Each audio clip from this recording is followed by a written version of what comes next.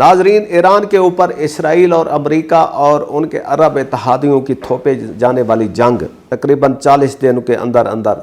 ایک cease fire کے اوپر آ کر رکی ہوئی ہے۔ اس جنگ کا انجام کیا ہے؟ یہ امریکہ اور اسرائیل کی فتح ہے یا ایران کی فتح ہے؟ امریکی میڈیا بڑی ٹھوس بنیادوں پر کہہ رہا ہے اس جنگ میں ایران کی فتح ہوئی ہے۔ وہ میڈیا کن عوامل کی بنیاد پر ایران کو اس جنگ کا فاتح قرار دے رہا ہے؟ ناظرین، 28 فروری کی رات کو جب ایران کے اوپر پہلا حملہ کیا گیا جس میں ایران کی اعلیٰ قیادت شہید ہو گئی، اور اس وقت سے لے کر سیز فائر تک اگر ہم اعداد و شمار کی بات کریں تو اس میں ایران کا نقصان بہت زیادہ ہوا ہے۔ ایران کا ملٹری وائز بہت نقصان ہوا ہے، اکانومی وائز بہت نقصان ہوا ہے، سٹرکچر وائز بہت نقصان ہوا ہے، سویلین سٹرکچر کو بہت زیادہ نقصان پہنچا ہے۔ اگر ہم باڈی کاؤنٹ کی بات کریں تو اس میں بھی ایران کا جو ہلاکتوں اور شہادتوں کی تعداد ہے وہ ہزاروں میں ہے، اور ادھر امریکہ اور اسرائیل کی مل کر بھی وہ ٹرپل ڈیجٹ میں نہیں جا رہی۔ اب ان سارے حالات اور اعداد و شمار کے باوجود امریکی میڈیا بڑی ٹھوس بنیادوں پر کہہ رہا ہے کہ اس جنگ میں ایران کی فتح ہوئی ہے اور امریکہ اور اسرائیل کو شکست ہوئی ہے۔ ناظرین، جب جنگوں کے فتح اور شکست کا پیمانہ دیکھا جاتا ہے تو اس میں باڈی کاؤنٹس یا سٹرکچر کے نقصانات، ڈیمیجز کو نہیں پرکھا جاتا، بلکہ یہ دیکھا جاتا ہے کہ اس جنگ کے شروع کرنے کے جو اہداف تھے وہ مکمل حاصل ہوئے کہ نہیں حاصل ہوئے۔ اگر وہ ٹارگٹس کسی ایک فریق نے حاصل کر لیے ہیں تو پھر اس کی فتح ہے، اور اگر اس نے حاصل نہیں کیے تو پھر وہ کم از کم یہ نہیں کہہ سکتا کہ مجھے اس جنگ میں فتح ہوئی ہے۔ فار ایگزامپل، ہم اگر اس مئی میں، لاسٹ ایئر کے مئی میں جب انڈیا نے پاکستان پر حملہ کیا تو اس نے یہ کہہ کر حملہ کیا کہ پاکستان میں ٹیرر ہائیڈ آؤٹس ہیں، ان کو ہم نے ٹارگٹ کرنا ہے، اور انہوں نے 9 مقامات کے اوپر بمباری کی اور کہا کہ جی ہم نے اپنے اہداف کمپلیٹ کر دیے ہیں۔ لیکن جب یہ جنگ آگے بڑھی تو پتہ چلا کہ انڈیا نے اپنے کچھ طیارے کھو دیے ہیں، انڈیا کو اتنا نقصان ہوا ہے کہ اس کی فوج اپنے ملک میں اپنا جو وار لاسز ہیں وہ بھی کھل کر نہیں بتا رہی۔ تو at the end of the day جو مودی گورنمنٹ ہے وہ نہ صرف انٹرنلی کمزور ہوئی بلکہ وہ انٹرنیشنلی بھی اب دیکھ رہے ہیں کہ وہ ایک کارنرڈ اور آئسولیشن کا شکار ہوتی جا رہی ہے۔ اور اس کے برعکس ہم دیکھتے ہیں کہ پاکستان ایک بہت سٹرانگ انٹرنیشنل پلیئر کے طور پر سامنے آیا ہے، اور اس کی جو ملٹری مائٹ ہے اس کو عرب ریجن میں اور افریقن کنٹریز میں بھی ریکگنائزڈ کیا جا رہا ہے۔ تو یہاں پہ اب باڈی کاؤنٹس کی بات کریں گے تو پاکستان کے جو سویلینز ہیں انڈیا کے حملوں میں بہت زیادہ شہید ہوئے، اس کے برعکس پاکستان نے کسی سویلین سٹرکچر کو نشانہ نہیں بنایا اور انڈیا میں اتنی ہلاکتیں نہیں ہوئیں۔ لیکن باڈی کاؤنٹ سے ہٹ کر جب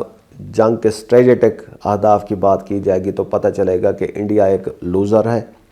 اور پاکستان کو بہت سارے ایڈوانٹیجز مل گئے ہیں اس جنگ کے نتیجے میں۔ اب ہم آ جاتے ہیں اپنے پروگرام کے کور ایشو کی طرف کہ امریکی میڈیا کن وجوہات کی بنیاد پر ایران کو اس جنگ کا فاتح قرار دیا جا رہا ہے۔ ناظرین، ایران کے اوپر تھوپے جانے والی جنگ کا جو پہلا مقصد تھا وہ یہ تھا کہ جی ایران میں گورنمنٹ چینج کی جائے، جسے میڈیا رجیم چینج کا نام دیتا ہے۔ At the end of the day اب ہم دیکھتے ہیں کہ ایران میں وہی گورنمنٹ ہے، گو اس میں مختلف چہرے آگے ہیں، بہت ساری اسیسینیشن ہوئی اس جنگ کے نتیجے میں، بہت ہلاکتیں ہوئیں، شہادتیں ہوئیں، لیکن ایران نے ہر عہدے کو، ہر سیٹ کو فوراً ریپلیس کیا اور پہلے سے زیادہ بہتر آدمی ان کی ریپلیسمنٹ کے طور پر آگے لے آئے۔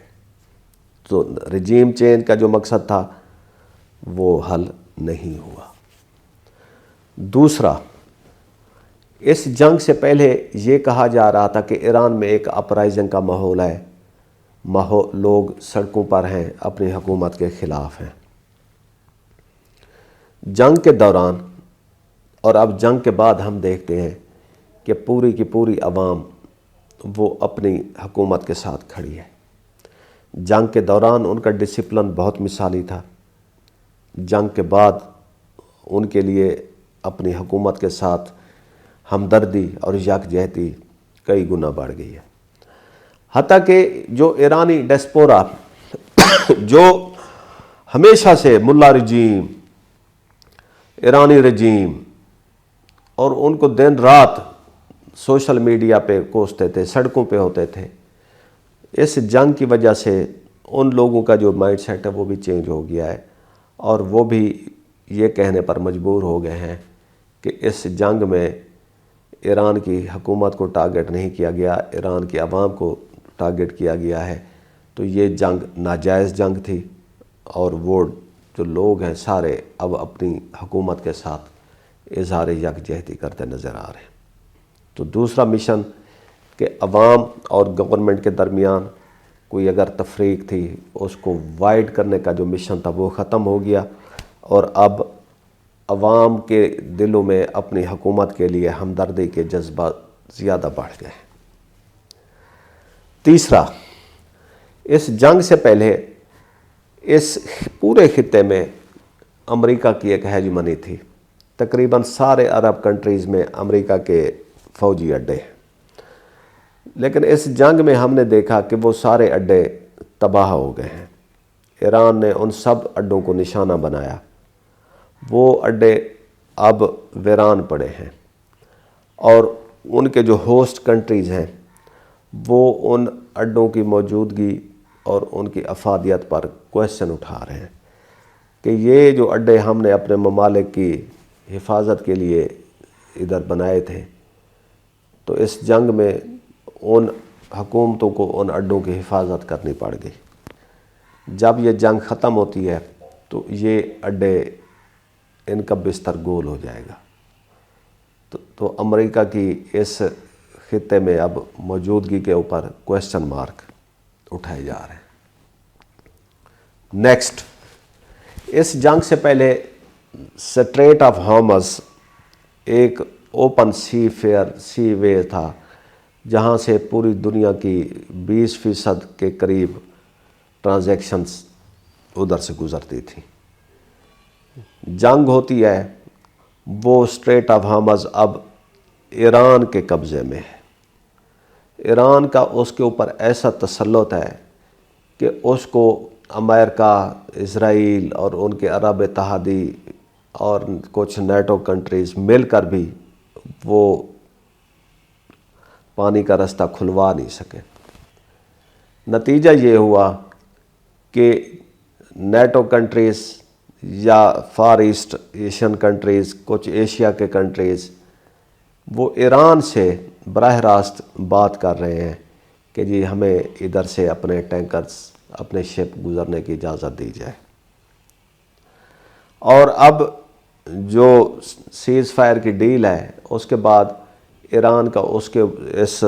سٹریٹ آف ہارمز کے اوپر اپنا تسلط ایک لیجیٹیمائز بھی ہو جائے گا، کیونکہ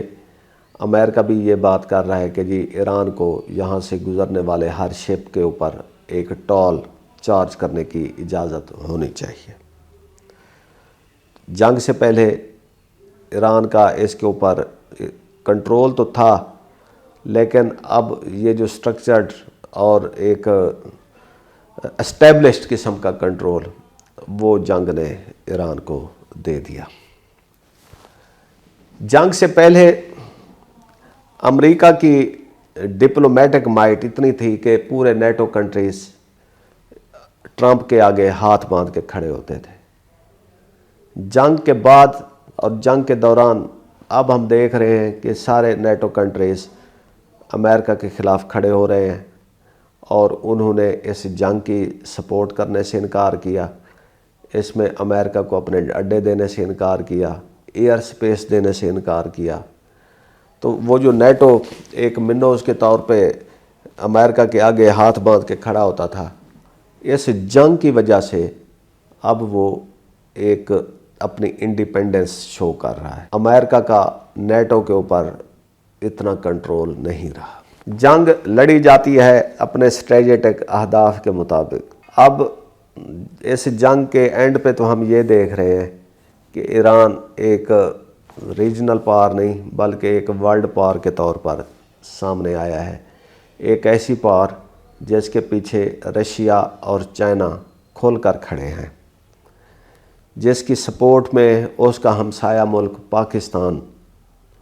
ساتھ کھڑا ہے، جس کی سپورٹ میں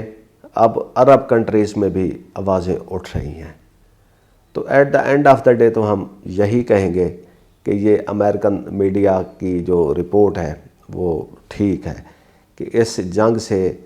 ایران کو بہت زیادہ کچھ حاصل ہوا ہے اور اس نے بہت کم کھویا ہے۔ اجازت دیجیے، خدا حافظ۔